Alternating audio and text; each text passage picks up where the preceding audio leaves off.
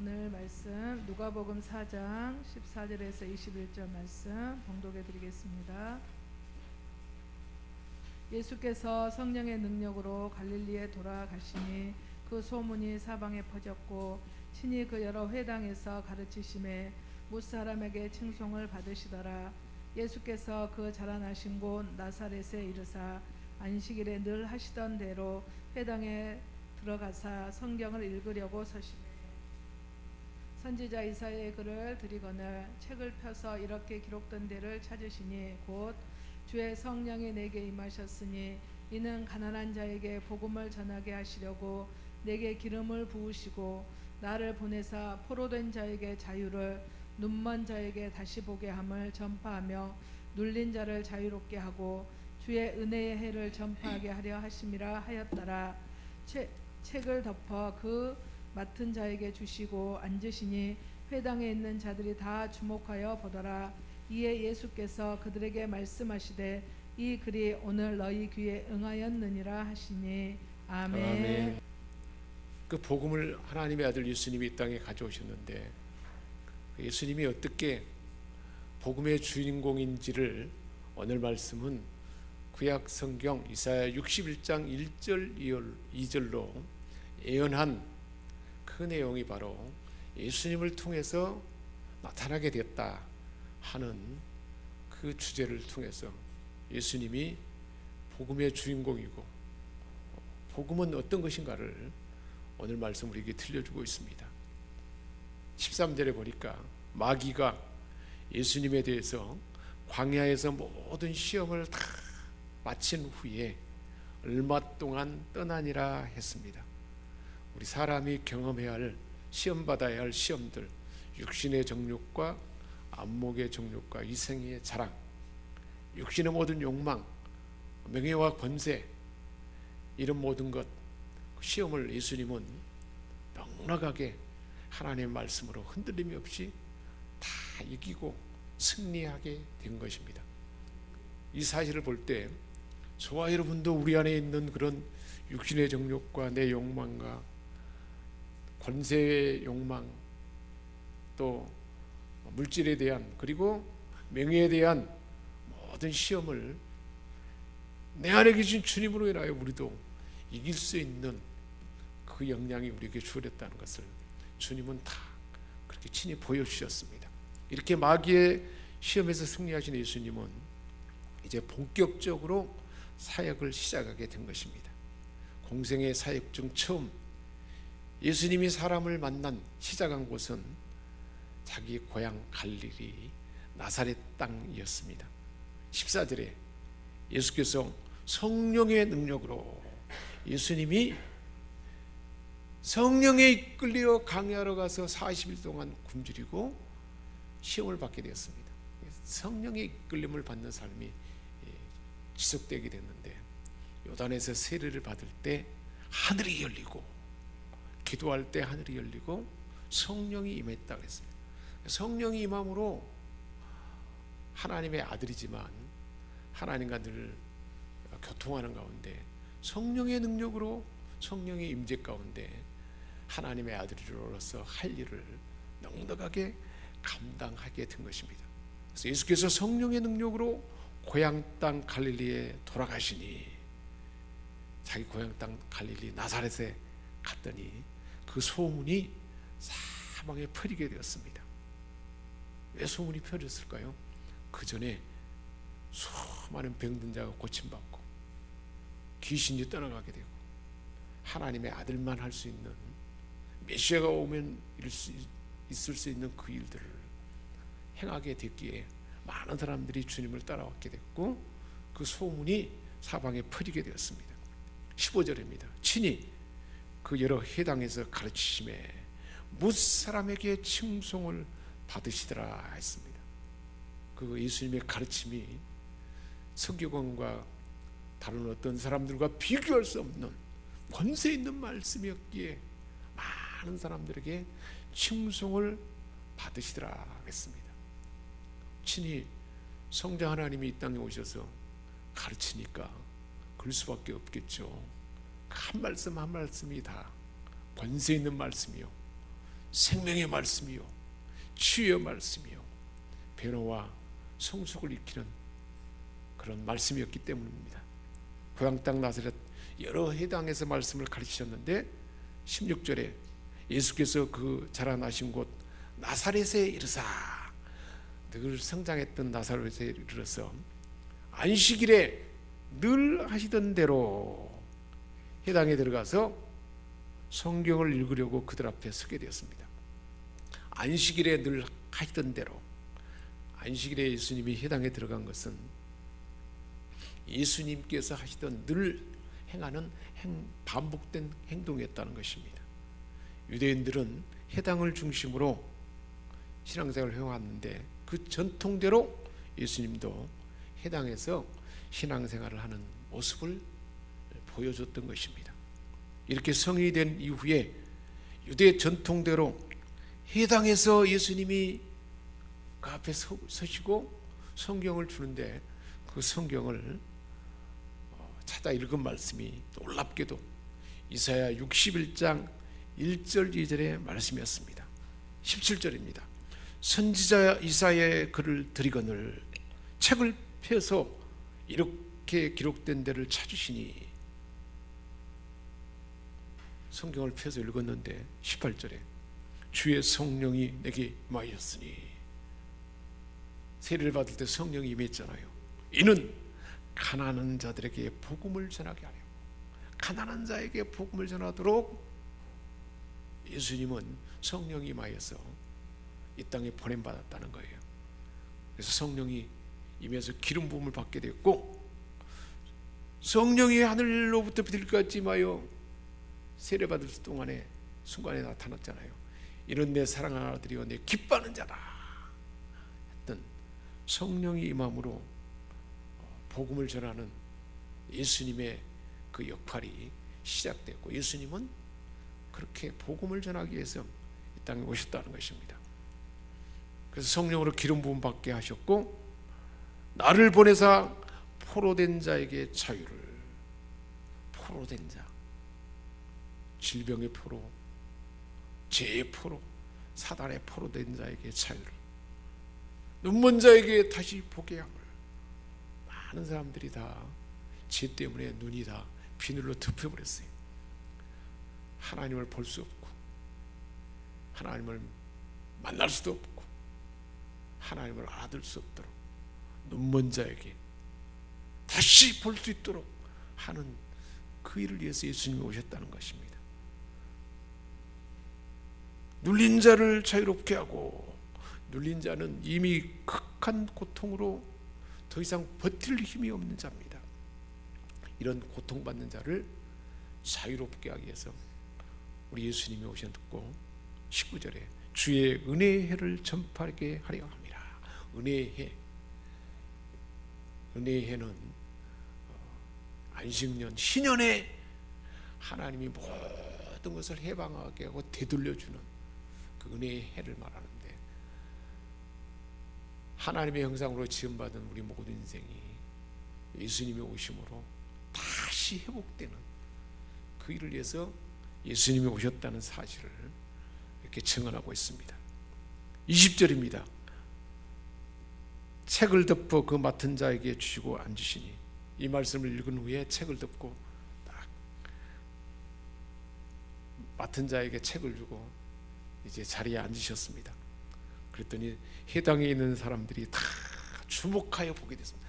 여러분들이 지금 저를 향하여 주목해 보잖아요. 그런 것처럼 그 말씀을 읽게 하고 들려주고 다 주목하여 볼 때에 예수님께서 그들에게 말씀하셨습니다. 이 글이 오늘 너희 귀에 응하였느니라. 내가 바로 그 하나님의 아들이다. 내가 그 일을 위해서 왔다. 그렇게 선포한 것입니다. 이사야 61장 1절 2절에 포로를 해방하고 희년을 전파하는 메시아가 바로 예수님 자신임을 그들에게 선포한 것입니다. 마귀로부터 영적 해방이 메시아 곧 하나님의 아들 예수님으로부터 시작되는데, 바로 내가 바로 그 장본인이다 라고 선포한 것입니다. 영적 해방을 통해서 마귀의 자식이 사단에 매였던 사람들이 하나님의 자녀가 되고 언약 백성이 되는 그 일이 바로 예수님 자신을 통해서 가능하다. 그 일을 위해서 예수님이 오셨다는 사실을 그들 앞에 지금 공표한 것입니다. 저와 여러분도 그 예수님을 구주로 영접하고 믿고 영접함으로 새 언약 백성이 된 줄 믿습니다. 할렐루야. 그래서 하나님 나라와 영생을 소유하게 받게 되었고 하나님의 상속자, 하나님의 기업을 받은 그런 장본인이 된 줄 믿습니다. 우리 옆 사람에게 축복합시다. 당신은 예수님을 믿고 영접함으로 하나님 나라와 하나님의 상속자가 되었습니다. 할렐루야.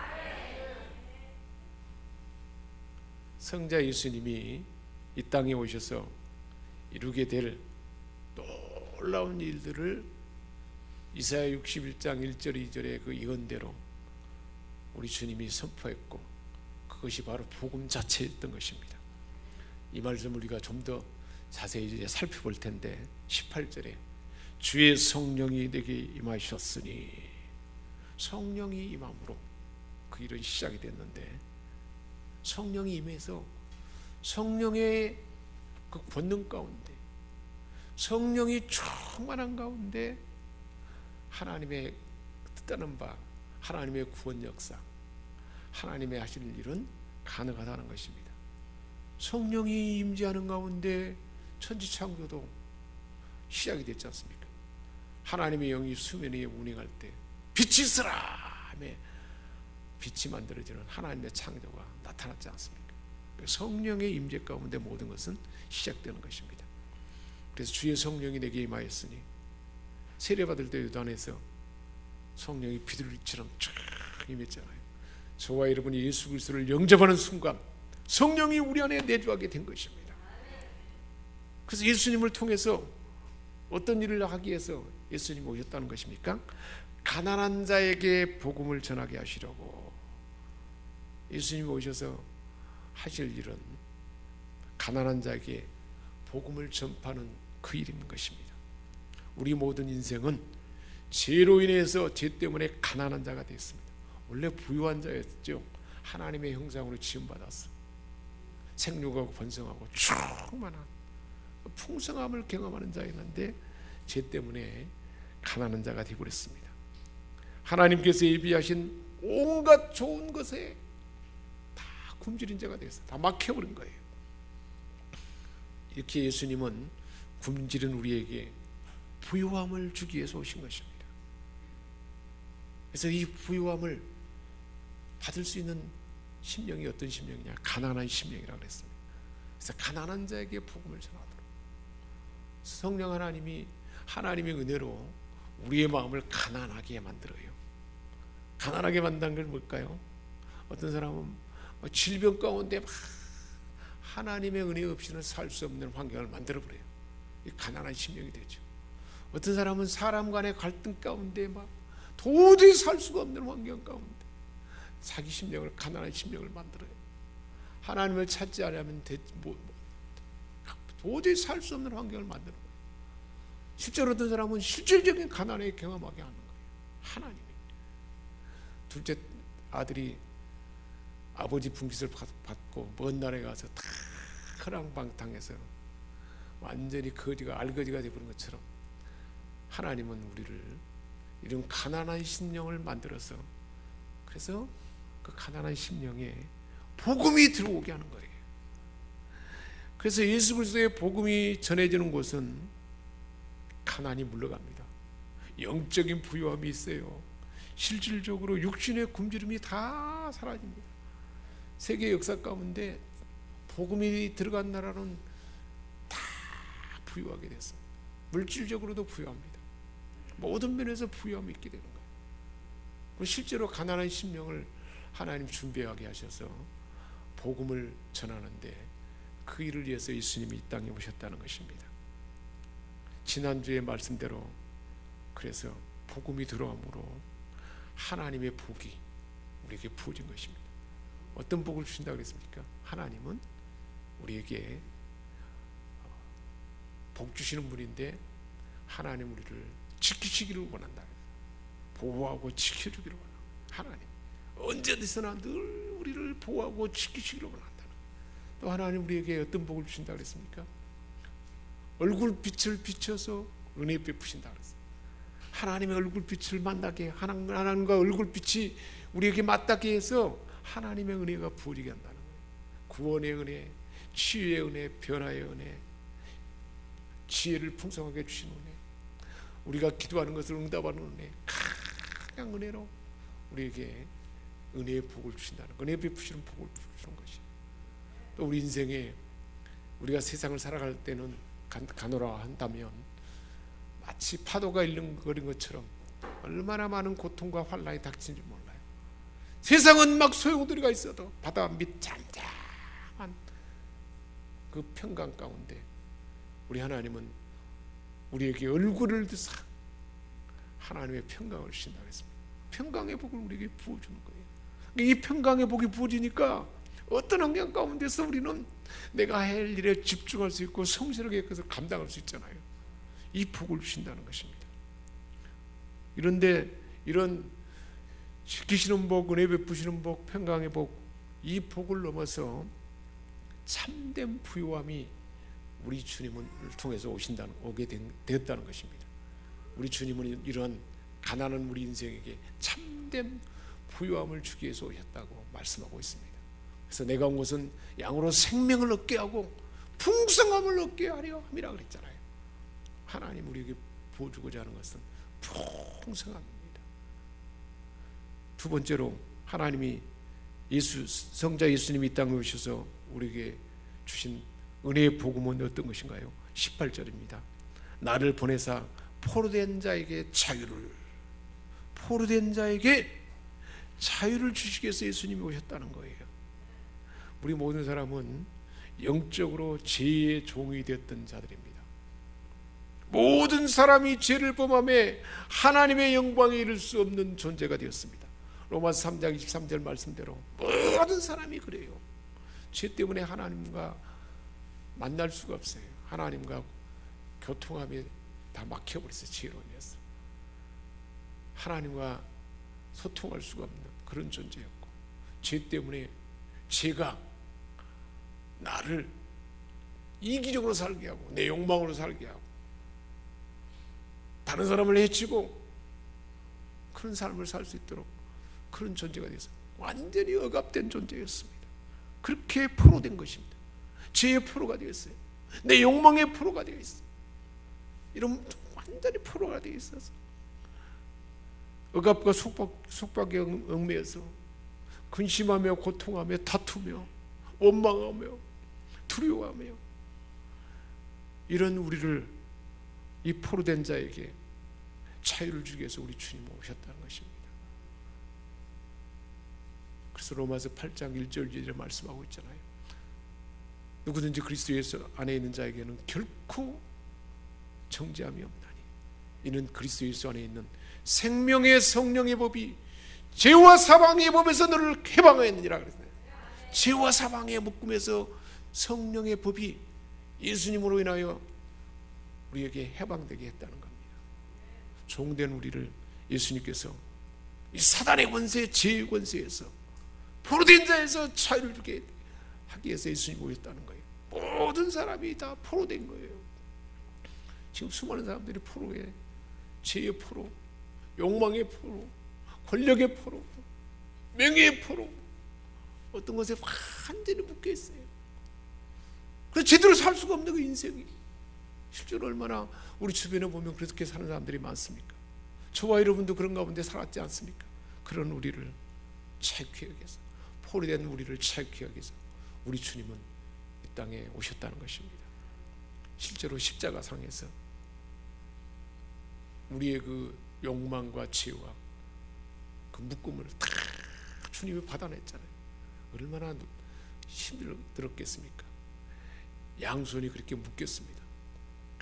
철저하게 묶였어.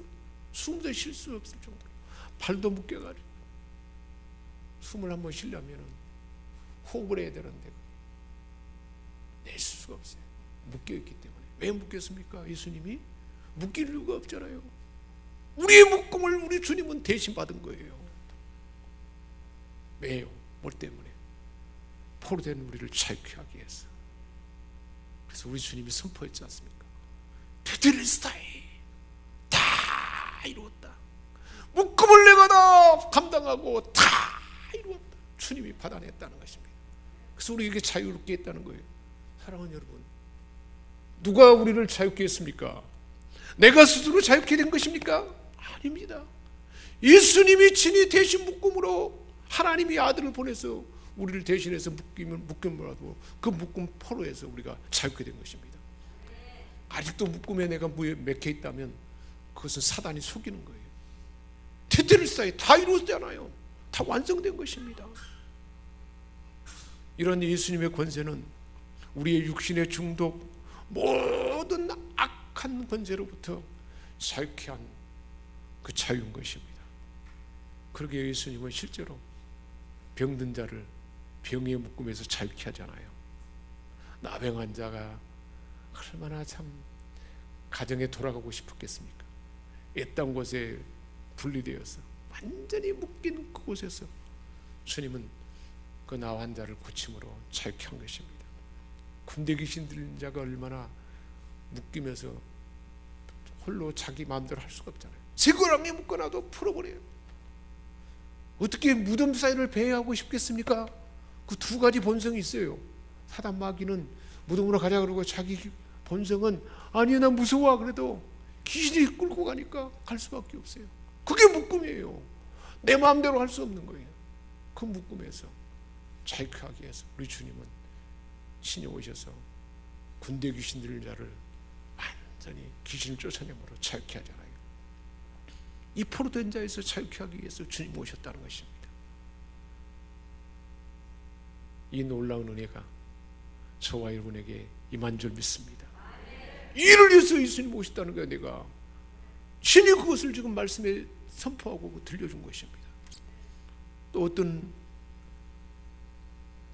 은혜를 나타내기 위해서 주님이 무엇 때문에 오셨다고 말씀하고 있습니까? 18절입니다.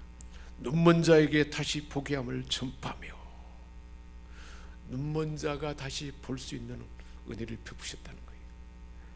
우리 모든 사람은 하나님의 형상으로 지음받았기 때문에 하나님의 DNA가 있었는데 그것이 죄 때문에 망가져가지고 눈에 비늘이 쓰여져 버린 거예요. 비늘이 쓰이면 보지 않아. 볼 수가 없는 거예요. 우리가 색안경을 쓰면 그 색깔로만 볼 수 있잖아요.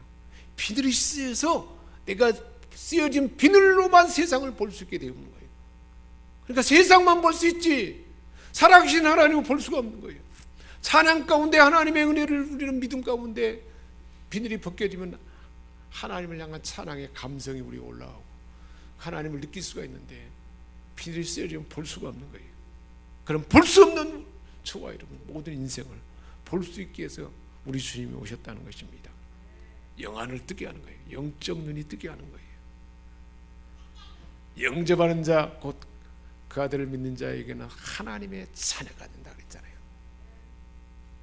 예수님의 생명이, 영적 생명이 예수님을 영접하는 순간에 들어오게 되면 영의 눈이 뜨게 되는 거죠. 하나님이 아빠 아버지라는 걸 알아차리게 하는 거예요.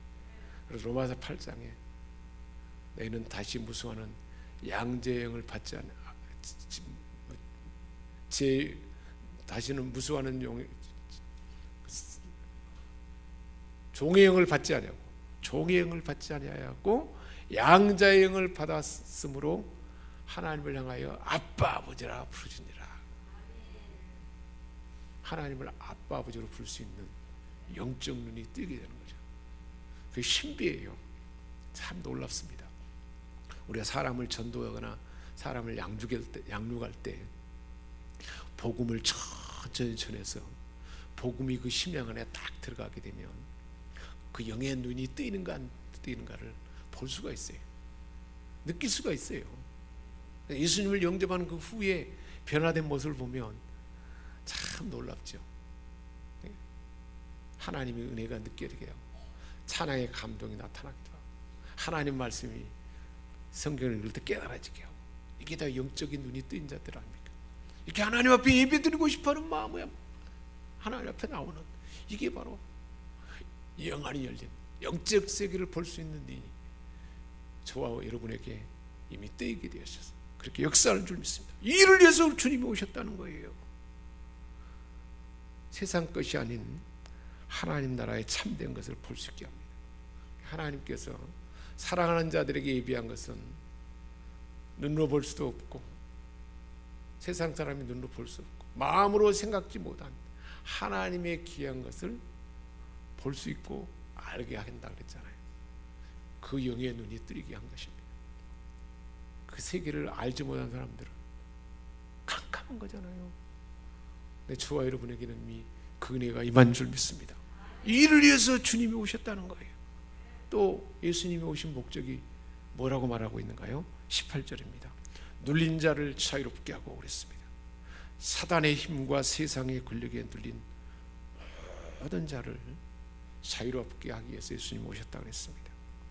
죄와 사망의 권세 아래 죽음을 두려워하는 그런 우리에게 참 기쁨과 자유를 주기 위해서 오신 것입니다. 어떤 사람은 미움에 눌려 있어요. 미움에서 벗어나지 못해요. 나에게 충격을 주고 아픔을 준 그 사람은 미워하는 마음에서 계속 눌려 있어요. 실제로 그런 경우가 많죠. 어떤 사람은 두려움에 눌려 있어요. 별것도 아닌데 막 두려워하는 거예요. 염려하는 거예요. 두려움과 염려에 눌려 있습니다. 어떤 사람은 막 분노에 눌려가지고 막 분노를 어찌할 수 없어요. 어떤 사람은 또한 어떤 폭력성에 눌려 있고 중독에 눌려 있고 이런 모든 사람을 자유케 하기 위해서 예수님이 오셨다는 것입니다. 우리 주님은 억압과 폭력으로부터 우리를 자유케 하기 위해서 오셨다는 것입니다. 이 모든 일이 십자가에서 성취하신 구원인 것입니다. 할렐루야. 우리 말씀을 한번 정리해 보면요, 광야에서 사단에게 시험을 받은 후에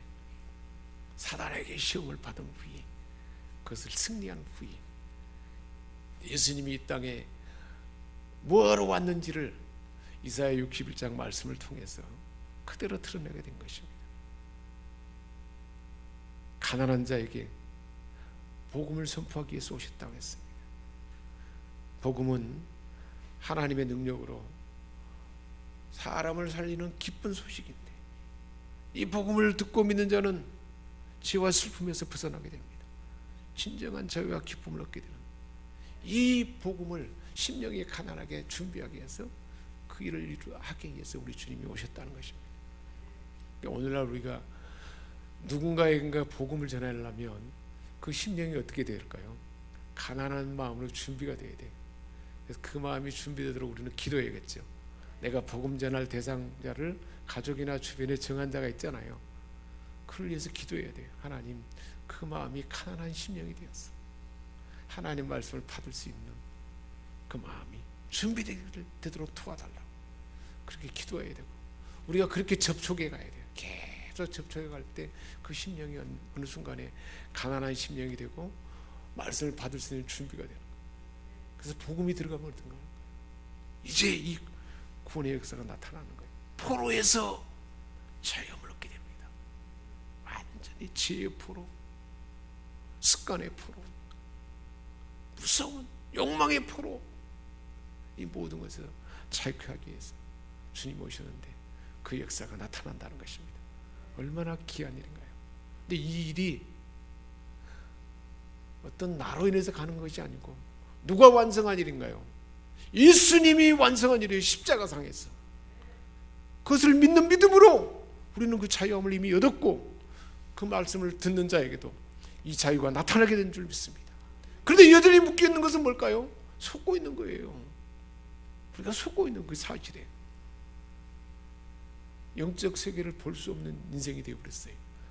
바리새인과 서기관들이 성경 말씀 많이 알아도 비늘이 딱 쓰여져가지고 말씀은 알아도 영의 눈이 안 뜬 거예요.